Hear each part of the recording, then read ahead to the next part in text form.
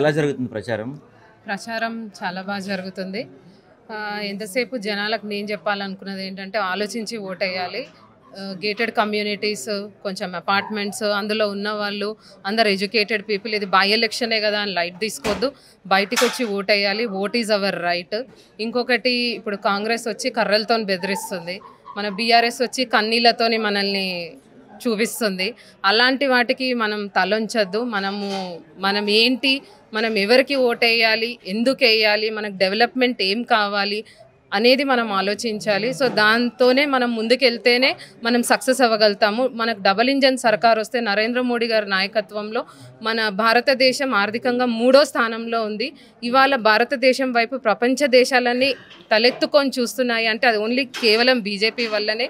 So అలా మనకు సెంట్రల్లో ఉన్నందుకు ఇక్కడ స్టేట్లో కూడా వస్తే డబల్ ఇంజన్ సర్కార్తో చాలా మందికి మనం బాగుపడతారు. లైక్ కొత్త పెన్షన్స్ కానీ, రేషన్ కార్డ్స్ కానీ ఇవన్నీ రావడం జరుగుతుంది. అయితే మీరేమో బీఆర్ఎస్ వాళ్ళు అలా, బీజేపీ కాంగ్రెస్ వాళ్ళు ఇలా అని చెప్తున్నారు. వాళ్ళేమో బీజేపీ వాళ్ళు ఓన్లీ మత రాజకీయాలు చేస్తున్నారు, మతం అడ్డం పెట్టుకుని ఓట్లు అడుగుతున్నారు. వీళ్ళు ఏం చేస్తామో చెప్పట్లేదు, అభివృద్ధి గురించి చెప్పట్లేదు, ఓన్లీ మత రాజకీయాలు మాత్రమే పరిమితం అయ్యారు అంటున్నారు. మన ట్విట్టర్ టిల్లు గారు మీరు చూస్తుంటారు, మీరు మీడియాలోనే ఉంటారు కాబట్టి మొన్నే చెప్పారు, वो लोग आए तो क्या बनाते, मंदिर बनाते और क्या बनाते और कुछ बनाते क्या वो बोलो అని అన్నారు వాళ్ళు. ఆయన ఏం రాజకీయం చేస్తున్నాడు, ఆయన ఎవరిని జాయిన్ చేసుకున్నాడు పార్టీలో? సల్మాన్ ఖాన్ అని. ఆయన మీద పాక్సో కేసులు ఉన్నాయి, పీడీ యాక్ట్ కేసులు ఉన్నాయి. ఆ కేసులు ఎప్పుడు పెట్టారు? బీఆర్ఎస్ హయాంలో ఆయన మీద 25 కేసులు దాకున్నాయి దాదాపు. మళ్ళీ ఆయన ఏం చేస్తున్నాడు, అతన్ని జాయిన్ చేసుకొని మత రాజకీయమే చేస్తున్నాడు. ముస్లిం ఓట్లు పడాలి కాబట్టి మత రాజకీయం చేస్తున్నారు. మన కాంగ్రెస్ వాళ్ళు ఏం చేస్తున్నారు? రేవంత్ రెడ్డి గారు డైరెక్ట్గా ఒకటేమన్నారు, పాకిస్తాన్ వాళ్ళు చాలా పదజాలం యూజ్ చేసి మనల్ని ఇండియా వాళ్ళని ఇలా చేశారని. ఒక ఉన్నత స్థానంలో ఒక చీఫ్ మినిస్టర్ అలాంటి మాటలు అసలు మాట్లాడచ్చు? అసలు చదువుకున్న వ్యక్తి కానీ, బుర్రున్న వ్యక్తి కానీ, కనీసం స్కూల్లో చదువుకునే పిల్లలైనా సరే పేట్రియాటిజం అంటే ఏంటి, దేశం అంటే ఏంటి, దేశభక్తి అంటే ఏంటో తెలుసు. అలాంటిది ఒక చీఫ్ మినిస్టర్ అలా మాట్లాడడం ఎంతవరకు కరెక్ట్? నెక్స్ట్ నిన్న ఇంకొక దాంట్లో ఏమన్నాడు, మా ముస్లిమ్సే, మాతోనే ముస్లిం పార్టీ ఉంది, ముస్లిమ్స్కి రికగ్నిషన్ కాంగ్రెస్తోనే ఉంది అని అన్నాడు. మళ్ళీ వాళ్ళు ఏమన్నారు, కాంగ్రెస్సే, మేము ముస్లిమ్స్ ఉంటేనే కాంగ్రెస్ ఉంది అన్నారు. సో ఇప్పుడు మీరు అడిగిన క్వశ్చన్కి మత రాజకీయాలు అనేది కాంగ్రెస్ ఇంకా బీఆర్ఎస్ చేస్తుంది. బీజేపీ మాత్రం మతం చేస్తే సెక్యులరిజం అంటుంది. కానీ బీజేపీ ఎలాంటి పనులు చేయలేదు. త్రిబుల్ తలాక్ చేశాము.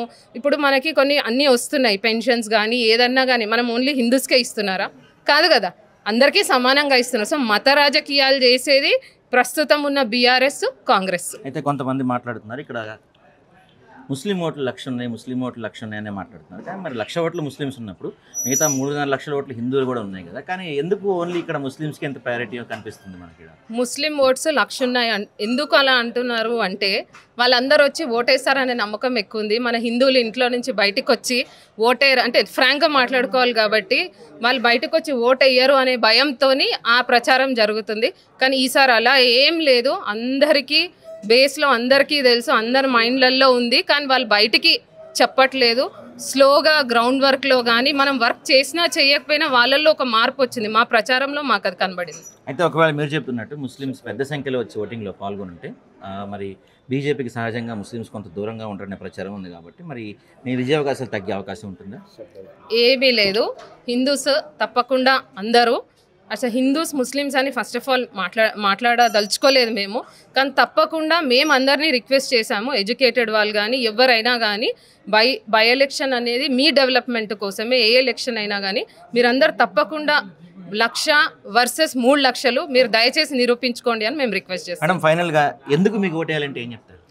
ఎందుకు మాకు ఓటేయాలి అంటే నరేంద్ర మోడీ గారి నాయకత్వం చూడాలి. అక్కడ వాళ్ళ బీజేపీ నుంచి వేరే రాష్ట్రాలలో చీఫ్ మినిస్టర్ ఎలా పనిచేస్తున్నారో చూడాలి. ఇక్కడ బీఆర్ఎస్ ఎలా ఫెయిల్ అయింది, కాంగ్రెస్ ఇప్పుడు 2.5 సంవత్సరాలు అయింది, ఎన్ని గ్యారంటీలు ఇచ్చిందో చూడాలి. ఎందుకు మాకు ఓటేయాలి అంటే ఒక్కసారి అవకాశం ఇచ్చి చూడండి. బీఆర్ఎస్కి ఇచ్చారు, కాంగ్రెస్కి ఇచ్చారు, అన్ని వైఫల్యాలే. చెప్పుకుంటూ పోతే చాలా ఉన్నాయి. బీఆర్ఎస్లో అయితే కాళేశ్వరం ప్రాజెక్ట్ ఎన్నో ఉన్నాయి. ఇప్పుడు కాంగ్రెస్ వచ్చిన తర్వాత ఒక్కటి కూడా వాళ్ళు చెప్పిన 6 గ్యారంటీలు అవి అమలే చేయలేదు. సో అందుకే బీజేపీకి ఓటేయమని అడుగుతున్నాం. బీజేపీ డబల్ ఇంజన్ సర్కార్ కోసం ముందుకెళ్ళడం కోసం ఓటేయమంటున్నాం.